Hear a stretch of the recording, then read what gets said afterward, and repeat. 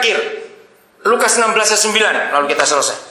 Ayo baca bareng-bareng. Banyak gereja orang Kristen sulit mengerti ayat ini.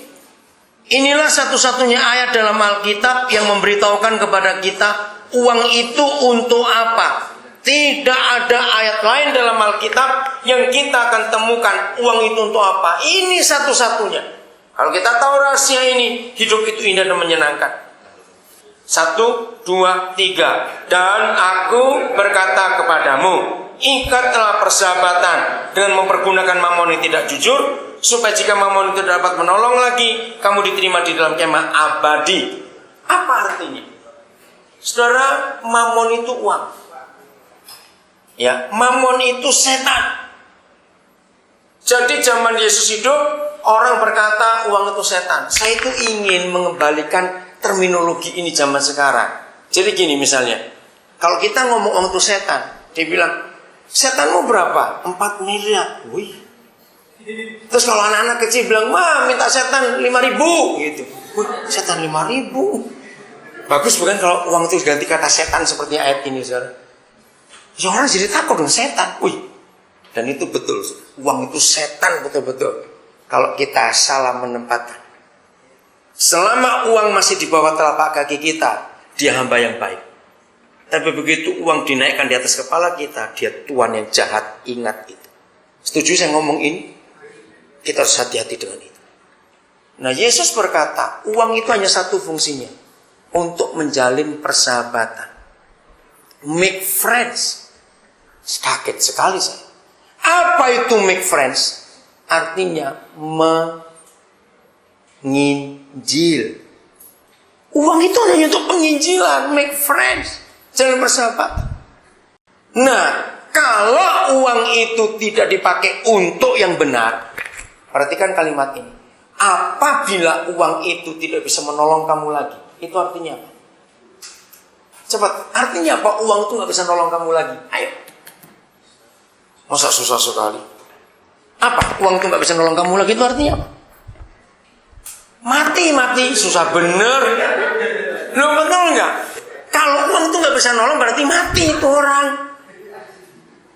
Pak Pendeta Stephen punya pelayanan bagus, mendoakan orang-orang sakit di Mount Elizabeth dan beberapa tempat yang lain. Saudara, lihat. Betapa banyak orang kaya juga mati. Maka itu jangan berkata kerja untuk hidup. 1000% salah. Kerja bukan untuk hidup. Kalau orang punya konsep kerja untuk hidup, itu artinya orang kaya nggak mati-mati. Loh kok bisa? Dengarkan. Kamu kerja untuk apa? Hidup. Artinya dapat uang, bisa hidup. Salah. Itu tadi. Orang kaya mati juga atau tidak? Ya sudah. Dengan uangnya pun tidak bisa memperpanjang hidup. Maka itu uang bukan segala-galanya. Kerja itu karena tanggung jawab sebagai manusia. Hidup itu karena Papa yang memberi. Betul tidak? Kita boleh menjaga tubuh dengan minum suplemen setiap hari, vitamin tiap hari, airnya khusus, mati juga. Katakan amin, kalau saudara kurang. Nah, kalau uang itu nggak bisa menolong lagi, maka orang itu diterima di kemah abadi. Kemah abadi itu mana? Surga. Nah, saya mau balik sekarang. Kalau uang itu bukan untuk make friend, persahabatan, tapi kita simpan untuk diri sendiri, kita pelit, kita egois. Suatu hari uang itu nggak bisa menolong kita lagi, artinya kita mati. Jangan kaget kok saya katakan ini. Akan ada pendeta, hamba Tuhan, penginjil, orang Kristen yang aktif, tidak berzina, tidak mencuri, tidak membunuh, tapi masuk neraka karena pelit. Dan itu ayatnya. Kalau kita, uang itu kita jadikan dewa, jadikan Tuhan, karena kita jadi hamba uang, nggak pakai untuk penginjilan, maka kita kalau mati, apa lawan katanya kemah abadi? Neraka, saudara. Kenapa gereja nggak pernah khotbah ini? Saudara, saya cerita, saksi, kemuliaan untuk Tuhan. Dan anak-anak kami tahu, kami suami istri, itu hidup, saudara, kurang dari 5% dari apa yang kami terima. Yang 90 sekian persen kami genapkan ayat ini, make friends.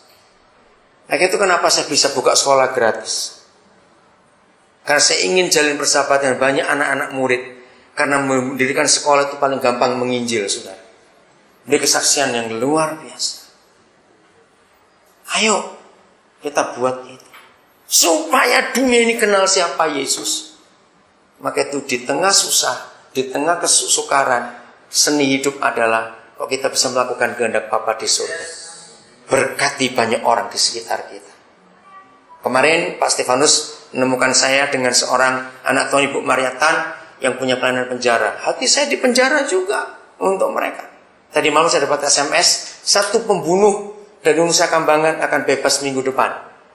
Saya baru bayar dia 7 juta untuk saya keluarkan dia. Dia orang Islam. Namanya Mukti. Saya bersyukur dan mendapat SMS dari dia. Itu hati saya.